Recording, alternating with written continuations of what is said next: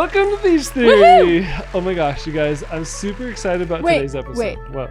Before you start talking, I want to change the whole subject of this episode and talk about something else.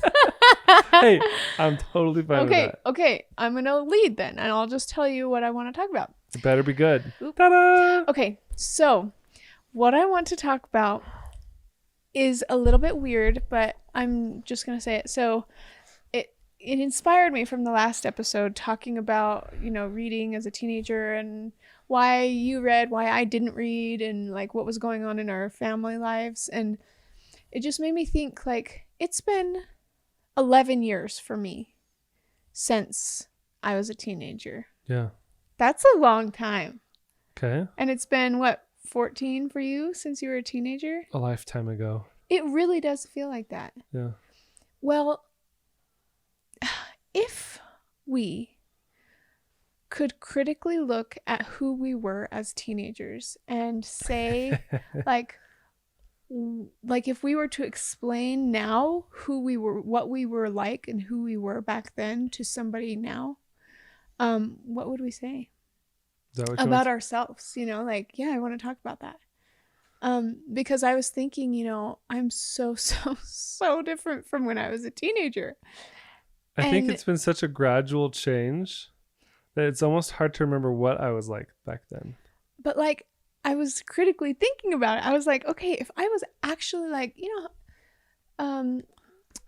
what is it? Positive critiquing. I think constructive criticism. Constructive criticism. I think we'd get a more accurate representation of what kind of people we were as teenagers by asking other people. Yeah. Yeah. Because to be perfectly honest, I think my siblings have a more accurate memory of you, of me. Because when you're in your own head, I think sometimes you don't realize. Well, you have good intentions. Like, you have good reasons for the things that you're doing. Like, you have logical reasons. It's not like you're just flailing and doing these crazy things and people are, you know what I mean? Like, in your own head, it makes complete sense, everything you do. I want to tell you something funny about me. Okay. That I've never mentioned before. To me? You've probably heard this. But I know I've never said it anywhere else online. Okay. And this is about when I was a teenager. Okay. As a teenager, a lot of my friends were getting on MySpace and social media. Okay. And they'd be like, do you have a MySpace? Do you have a, that was the social media at the time. I don't there was nothing else. Remember anything else. There was nothing else. But I was like, I remember my response. I said, I don't need MySpace to have friends. Yeah. That's good. And so I true. never had a MySpace. Ever? Never. And all my friends did. Okay. I remember going on MySpace and looking at their pages. Yeah. You're like, I don't need it, but I want to look at yours. And so I'd look at their pictures and their posts and things. But I was like the type of person that was like a little bit old fashioned. Okay.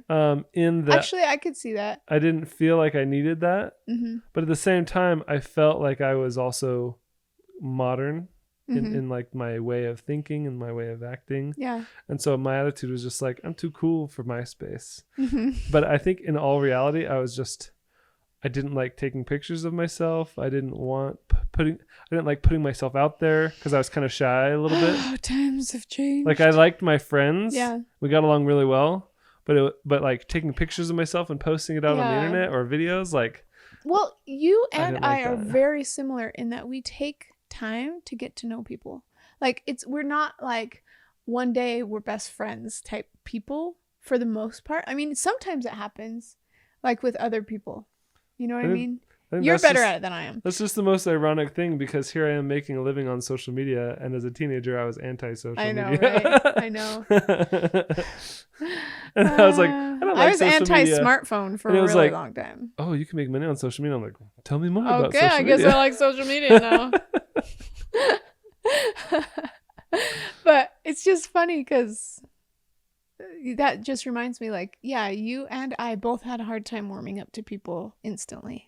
Mm-hmm. It's like, I remember as a kid, like, I felt like I did well in social situations after about a month of being around those people for every day. Yes. And then I was like, okay, now I feel comfortable in my own skin. Now I feel like I can be myself around everybody. Right. But before that, it was like very guarded. And I'm still that way. And I don't know why. I just do that. And it's frustrating because I'm like, I want to be able to like open up, but I can't do it so easily. I think part of it it's like so against my nature. I think the reason, at least that I'm that way, is because if I go into a social setting and I start saying things before I know the crowd, yes, then there's going to be somebody who's either doesn't agree with me and they vocalize that and hate you. And like, I'm like, whoa, okay, well, I guess I need to make sure I know more about them. Yes. Before I say things, so that I know that I'll never say something that's not cool with this group. Yeah. That's weird. Why do we do that? Why can't we just be ourselves and unapologetically? Because we're people pleasers. We aren't like we are people pleasers. It's because we don't want anybody to not like us. And so we make sure we know what's acceptable in that group before we say a word.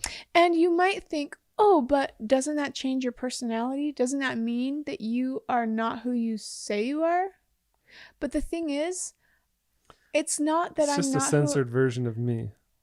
Still the things I would normally say. Yeah, it's just less of that until we feel more comfortable. That's all. Yeah. But it's if I get to a point where I know there's somebody after a month of knowing them that is going to disagree with almost anything I say, then I'm just going to be like, okay, I know that we wouldn't get along together, and so I just won't really hang out with that person. Yeah. And it's not that, and that's just because I know they won't like me. Right. And so I'm like, well, I just don't want to worry. I'm not going to put my time into it, I guess. I don't want to get hurt. Maybe I'm scared of getting hurt. I think the beach theory is the first place we've ever had that's like, doesn't matter what anybody thinks. We're going to say whatever the heck we want. And these are the things that we normally might not say around certain groups of people. Yeah. For fear of upsetting them or offending them. Yeah.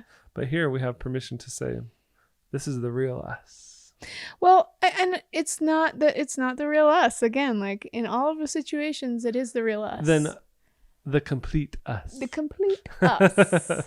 We're still us on the other things. It's just a different unguarded version. We're unguarded here. We're unguarded, yeah. So I wanted to, like what I said at the beginning, like if I were to critically look at who I was as a teenager and say who I was now, the way I would describe myself was emotional.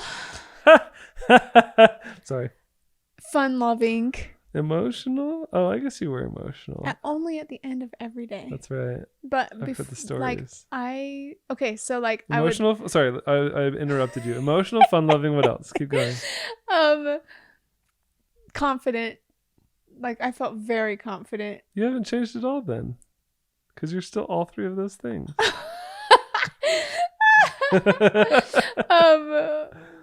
Oh, I was a big tease. Believe it or not. You're definitely still a big tease. I am less of a big tease than I used to be, I think.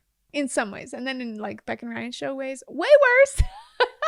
So was your teasing with the intention of making people laugh or making people cry? Because I would tease with the intention of making people upset. I was not very good brother sometimes. Okay, to my younger siblings, I was mean. I know I was mean to them. This is the critical part, right? Like, that hurts to even say that, but I know I was mean to Amanda. I know I was mean to Jessica. Why? Jealousy, probably. Just, Jessica has these amazing qualities. It's so weird to talk about this, by the way. But she has these amazing qualities of being so loving. Yeah. She's always been so loving. Like she'll just come up and scratch your back or give you a hug, and like she's a very touchy person. I'm not, and she's very loving, and I'm not naturally as loving, and so I think I was a little bit jealous of that, you know. I get it. Like not, and this is me now being able to put into words how I was feeling, but I could not put into words how I was feeling when I was young. You know what I mean? Mm-hmm. Sorry. Okay. Sometimes when Becca talks, it's nothing new or interesting. Rude! So I'll think I'm gonna call you out on that. Next time you're talking, I'm just gonna be like, "Oh, bird. My phone. Anything else that's interesting? Please save me from this conversation." I don't know what's wrong with me. Oh man. I'm sorry. That's okay. If it's not stimulating to my mind. It's stimulating to mine. Actually, no. We've had conversations where you're talking about your teenagehood. And you wander off. And I'm like, where did my brain go? You're like, bored. Boring. Makes me wonder if these guys watching this are like, clicking away. Don't click away. We love you. We're people pleasers. We want to please you. Well, this is your topic. Okay, so so you have to interview me. Okay. What was 90% of your emotional state as a teenager? So that's a really good question. Oh man. Say it. Dude, I was not prepared for this question. So I think the thing is, we're so far removed from that we could talk about even if we were not good, you know. In this way, I have changed a lot. Yeah. Because my emotional state as a teenager, I feel like was very dissatisfied. Yeah. Very angry. I think I had a lot of ambition with no ability to manifest my ambitions. Yeah. And I think that that's a really hard place to be when I'm like stifled, totally. And so I listened to a lot of music that helped me to kind of let out, like Linkin Park stuff. I like Linkin Park angry a lot. Music. Well, it just made me feel like validated in my feelings, like I'm not the only person who's feeling this way. Yeah. And it kind of was a release for that emotional buildup because I had no other way to express myself without hurting people or hurting myself. And so I would just listen to that music. Sometimes I would turn it all the way up and my mom would be like, that music's really loud. I can hear. And I'd have my headphones on. You're like, what? Can't hear him. And she'd be like, that music's really loud. It's going to damage your hearing, your hearing. And I was just like, so what if it damages my hearing? I don't even care. And I would just listen to it and I would kind of escape in my mind to this other place. Yeah. And I think that's part of the reason why I'd also go in my room and read books. Like we talked about in the last podcast. It was like a way for me just to escape my life. Because you had a good life. I mean, yeah, I did. But you were just not satisfied. I think it's hard to really know. Yeah. I think being a teenager is just hard in general. Yeah. Because, you know, you're dealing with all the emotions and there's like, you know, puberty and like teenager, like girlfriends and buddies and like, you know, mom's always making you do stuff and dad's always making you do stuff and brothers and sisters don't respect you. And this, like, there's just so many reasons as a teenager to be so grumpy all the time. Yeah. And I know I definitely was a lot. And that's not to say I didn't have good days, because I totally had good days. Like I had good times all the time. Yeah. But like I'd go on a week-long scout camp trip and I would have the time of my life. And I would come home, be made to do my chores, and I would just break down and wish I was back on that camp out. Yeah. Where I could have fun and just be myself and be free. And I remember having the same things as a teenager.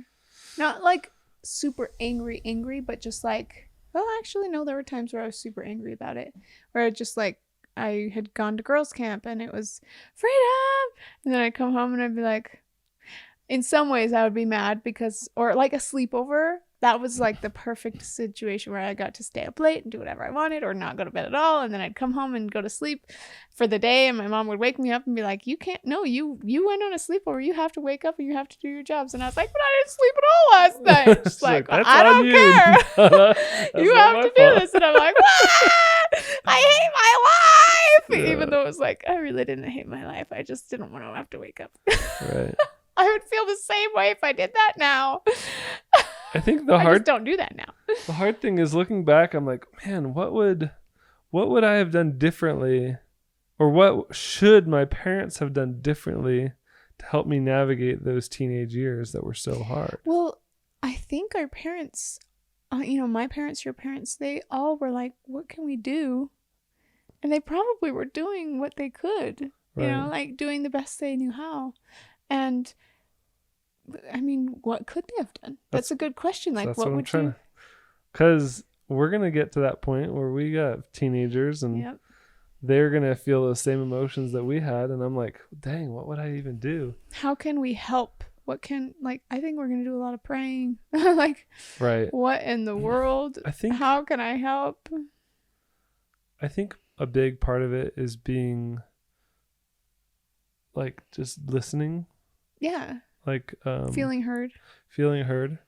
Because I remember my mom did a really good job listening to us, and we would have long talks. We would talk for hours and hours and hours and hours. Yeah.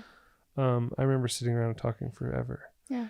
But I never got any of that from my dad. He was never one to listen or to give advice. And so it was always very much like too bad, you know, and maybe having that mom and dad perspective would have been helpful. I mean, there's really no way to know. Yeah. For sure. But I do remember feeling more angry at my dad than ever at my mom.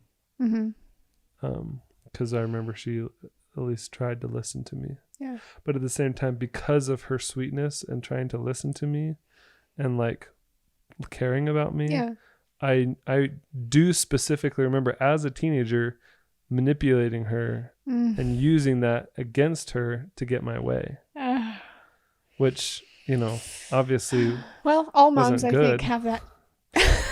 Well, my mom and your mom have had that both happen. I think it's happened. I can't say all moms, but it's happened to me too.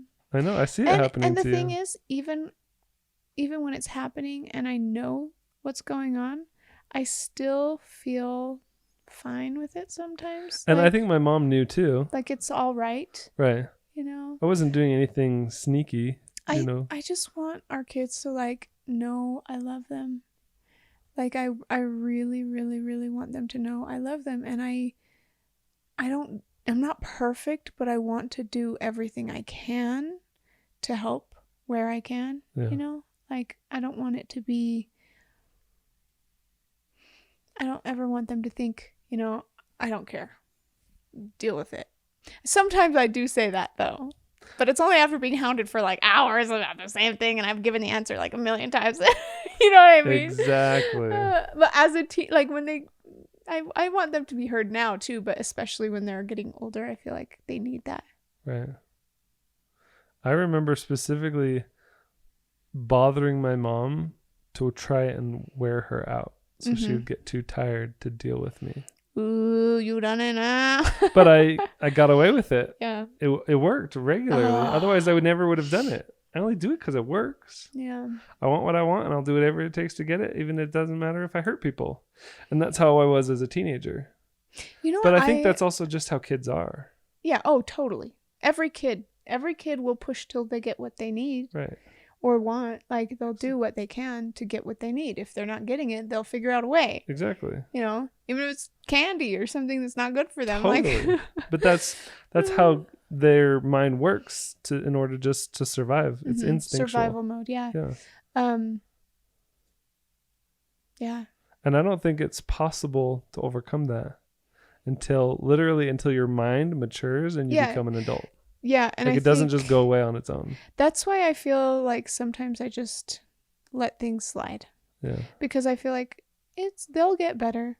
Like, think about our first kid, James, versus Max. Like, we think the things Max is doing is cute even when they're naughty right now because we know, he'll get to an age where we can tell him no and he'll respond. Right. But like with James, we would tell him no like the second he did it. And he had no comprehension of what we were saying. But we were like, if we don't start now, he's going to be a spoiled rotten brat. And he's going to be really bad. And we want to be good parents. And we don't want to be looked at as bad parents. You know, all of these thoughts. And now we're like, like we just know. We took ourselves too seriously. We did. Like, but I think every parent does. Well, every that's parent because does. It's just part of the learning process of being a parent. Like, you don't know. And if you're not trying, you know, that's the thing. Like, we were trying. And then every first-time parent is trying. Like, they're doing their best, you know? That's so funny. Because as a teenager, I criticized my mom a lot for the way that she would parent. I'd be like, Mom, you're doing it wrong. Michael, you have created children just like you. That's all I can say. I know I have. It's your fault. But just kidding. here's the best part. I'm still just as resilient as I ever was. And so when I'm not. You have born I've born children from you. Your genes that are wearing me down. I'm sorry, dear. Good. Thank you. I accept. Let's your talk apology. more about your imperfections as a This is getting too real. Oh, I love it though. It makes me happy. Especially like we went to Florida, right? So we had been married for a couple of years and we moved to Florida. We were living in Florida and we pulled out some old home videos because we lived with his parents and pulled out these old home videos and decided to watch them. And it was, I just remember thinking, holy cow, Michael has changed a million times over. Like he, can I even tell a video? Can I talk about it? Sure. Okay. We want a truthful representation of our life as teenagers. Okay. So go for it. So you were playing football with your dad in You've the backyard. Always remember. I don't know why this left such an impression on you. Stuck out so much to me. I just remember thinking, holy cow. Because I'm so different than that now. You are. So like he was playing football and his dad did something like tackled him or something, hurt him a little bit. And he got really mad. He's a teenager and he like started screaming at everybody. And like not swearing or anything, but just like yelling. And he stormed off. And that was like, it wasn't even that big of a deal, but it was so different. I had never, ever, ever, ever, ever seen him act that way since I knew him. So I was like, holy cow. I've never seen this side of him before. And I don't think, I still haven't. I've never seen that side of you. Probably never will. And that's because you're not like that anymore. Right. We handle things differently as adults. We just do. But like there was a transition. It was weird, but it was like I went from, it was almost like right when I turned 18. Yeah. Because my family started treating me differently. I remember specifically my dad started treating me differently when I became 18. Mm-hmm. I was no longer do this because I said so and I'm the dad and you have no choice. But it was more of a, what do you want to do? Like, it was almost like we're peers now. We're on the same level. Yeah. And everything changed at that point. Mm-hmm. And he started treating me like an adult, like a friend. Mm-hmm. Like my opinion mattered and what I wanted to do mattered. And that transition was like mind-blowing for me. And I was like, who is this person? Like, I almost didn't even recognize my dad because the way he was treating me was night and day different. So you felt like all of a sudden you felt heard and you felt like well, the thing is, like, I think if what he did essentially was just put it back on you, your life decisions. Right. Because when you feel like your life decisions are being taken away from you, you rebel. Right. Like you do whatever you want and you're angry about life. But if somebody goes, hey, yeah, that's on you, what are you going to do about it? You're like, oh, that's a good question. What am I doing with my life? Like you start questioning it and you start analyzing your own decisions and go, okay, wait, I can do better. Mm-hmm. You know, I can make better decisions. I can be better. Mm-hmm. And I have always loved how much that stuck out to you, because then we got married, right? And all my siblings started turning 18. And like, I was like the first one married, and then Jennifer was married, and then Steve and Amanda got married, not to each other. But it was like, I just remember thinking, they're just like little kids, blah, blah, blah, blah. And Michael's like, no, you need to like switch your thoughts and like treat them like adults now. Like put it back on them, basically, the whole thing. And I've loved that. It's been so good and helpful to me to be like thinking, no, like they can do it. They're adults. They can do it. They know. It's just really helpful. It's cool too, because all of my brothers and sisters, like when we were kids, we fought all the time. Mm-hmm. And yes, we played, we had good times, but we would also same with us, bicker and fight and argue. And literally that as soon as we become the adult, right, that 18-year cutoff, all of a sudden, all of me and my brothers and sisters, we never fight. That's so exciting. Like we always so good. talk through things and we get along. Like there was some family drama, a couple years ago, but that was not related to my brothers and sisters. No. And that was just a really emotional, hard thing that we all went through. Yeah. And so our emotions came out, Yeah. but we were able to talk through it and be respectful, Yeah. and we all still love each other. Mm-hmm. And it's kind of cool that we've gotten to that place. And I Yeah. just hope that It can always be that it way. can always be that way. Yeah. Well, I put it on you and I talked about you because it's interesting to me. But I didn't really finish talking about so I pushed myself a lot. I feel like as a teenager, because we didn't have a lot of money, I pushed. Are you doing it again? Doing what again? Getting on your phone because you're not interested in what I have to say. You're just talking to them. This isn't for me. Say stuff. Listen. I heard notification. I gotta check wow, it. Okay. There's Cut that part what the heck out. was that? That was freaky. You scared me. That's my ring. You Trying flicked to your scare ring you. across the couch. I thought it was a spider jumping all over. Okay, go ahead. So we didn't have a lot of money when I was a kid, so I feel like it pushed me to figure out what I could do without money. So I've always been very resourceful that way, but Mhm. I ended up being in tons of clubs and being pretty overachiever in a lot of ways, not school wise, not with my grades, but with I don't know, lots of other things. But at the end of every single day, I would go in and cry to my mom about how the day went. And I would cry. It's like I had so much emotion just welling up in me as a teenager. I could not handle my life. It was so scary. I was so sheltered. And I was trying really hard to navigate teenage years and do all of the things that I wanted to do and be around boys. And it was scary. And boys are scary. I'm nervous for Ellie. Just kidding. Boys aren't. Well, depends on the boy. You're not a scary boy. I try not to be scary. Oh, anyways. Well, Yeah. does that paint a good picture? What have you heard my siblings say about me? Do you feel like I painted an accurate? Probably not. Everybody just loves you, babe. No, not when I was a teenager. They didn't.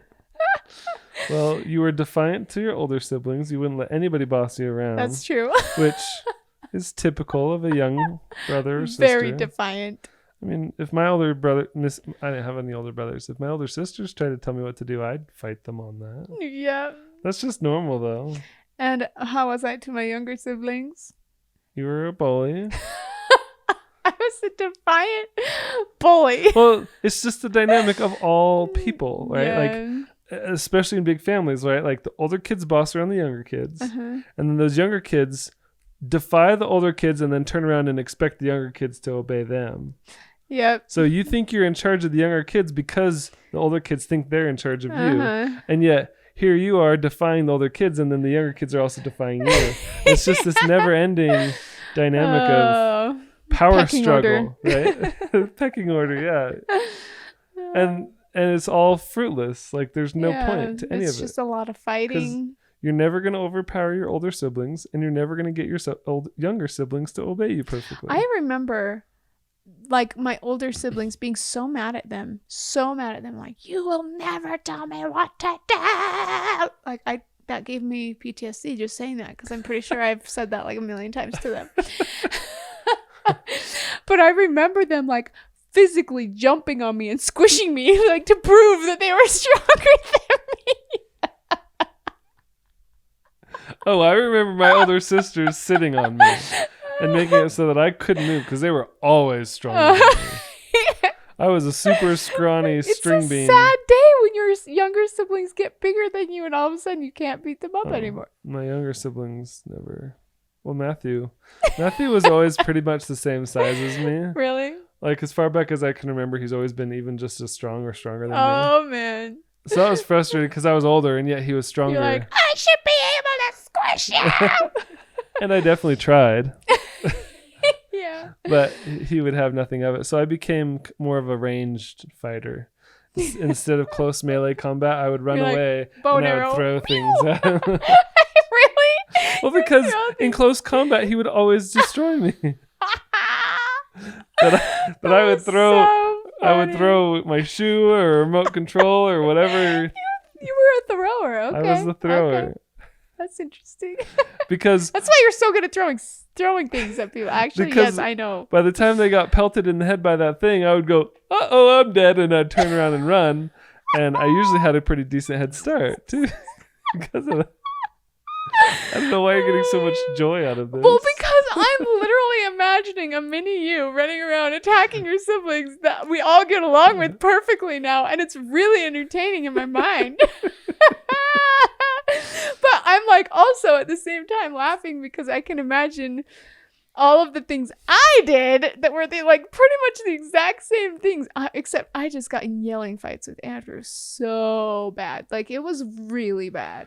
I remember having yelling fights.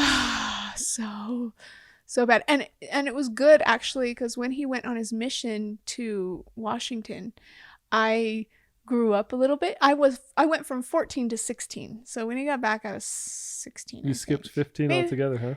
Lucky you. Yeah. No, I think it might have been from 15, 16, 17, something like that.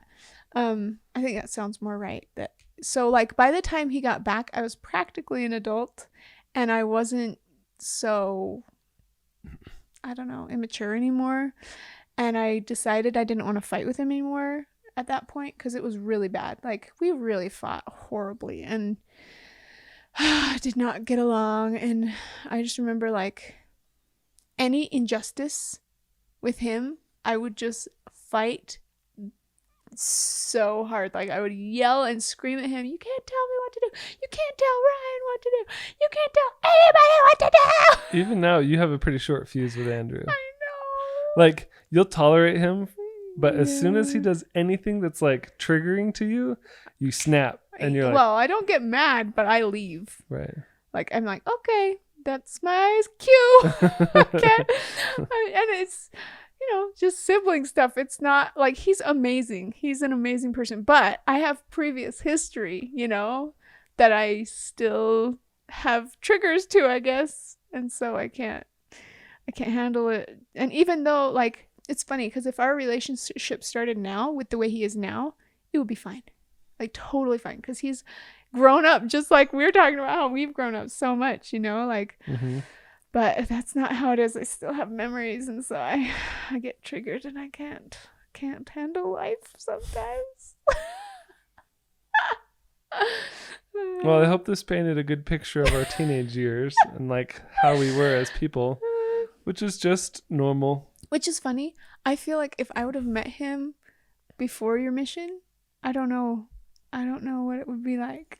I would have been so intimidated by you. Really? I would not have barely been able to even talk to you. Oh, that's so cute. I think I would have liked being around you, but I wouldn't have hardly said anything. I probably Really? like if it was a one-on-one, Yeah. I think we would have had a really good time. Yeah.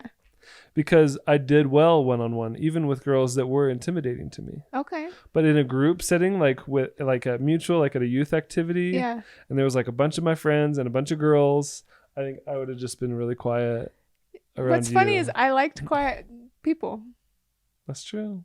All grown up, I was like, But I was loud with my friends. yeah. Like if there wasn't a cute girl around, I'd be really loud with my friends. Very rowdy. I was pretty much the same. If there were a whole bunch of people around, I wasn't super loud. Unless I had grown up with them and I felt really comfortable with them, then I would just be myself and really loud and obnoxious. But if there were other people that were around me that intimidated me, I would just be quiet. But you have this personality that gives people permission to be themselves. Aww, And makes people you. feel comfortable with being normal. Like, yeah. I think at least you did when I met you. Okay.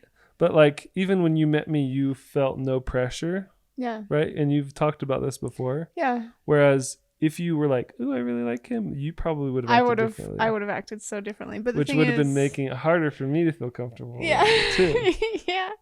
But because both of us were like, no pressure, zero, it was like, Actually, you had more pressure than I did because you were actually trying to impress me. But I was not trying to impress you. But I was just more confident. Yeah. I wasn't a teenager when we met. So, Yeah. And I'd gotten off my mission, so I wasn't scared anymore. Mm-hmm. But here's the thing. But when I was a teenager, I was definitely scared. When I was a teenager, if Michael would have been at my high school, not homeschooled, he would have been one of the popular guys that was like, oh yeah, you would have. I can guarantee it. Like, maybe it was the caliber of people I went to high school with or something. You're judging me based on my adult attitude and personality. Yes, I am. If you had known me as a teenager, I don't think you'd be saying those same things. I still think I would be saying those same things. Maybe. Because the thing is, I was pretty popular among my friends. You were. But I intentionally chose friends who were younger than me because I had instant credibility just because of the fact that I was older. Yeah. Because the kids that were all my age didn't like me. I chose people I was comfortable around too. Like people that I felt safe with, people that I didn't feel intimidated by, I guess. And I think most people are like that. Like, you don't always try to be friends with the people who you're super, super intimidated with. At least that's how I am, I guess. Well, anyway. We got to wrap it up before the camera dies. Okay. Thanks for watching Beach Theory. I hope you guys liked this episode. This is a fun surprise. Yeah, I like it. Good job. I don't know if we accurately represented ourselves. It'd be fun to do an episode where we literally interview all of our siblings and have them tell us about what kind of people we are. I don't know if we can handle it. We should do it. Maybe we should. Yes, we should. Okay. Okay. Bye. Bye.